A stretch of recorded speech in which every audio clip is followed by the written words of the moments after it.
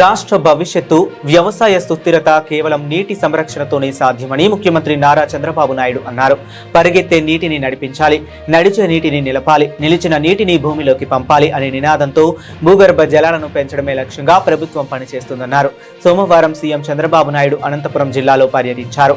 యాడికిలో సాగునీటి సంఘాలు, రైతులతో సీఎం సమావేశమయ్యారు. ఈ సందర్భంగా ఆయన ప్రసంగించారు. ముఖ్యమంత్రి చంద్రబాబు మాట్లాడుతూ ప్రకృతి ఇచ్చిన వనరులను కాపాడుకుంటూ భూమిని ఒక భారీ జలాశయంగా మార్చుకోవాల్సిన బాధ్యత ప్రతి పౌరుడిపై ఉంది.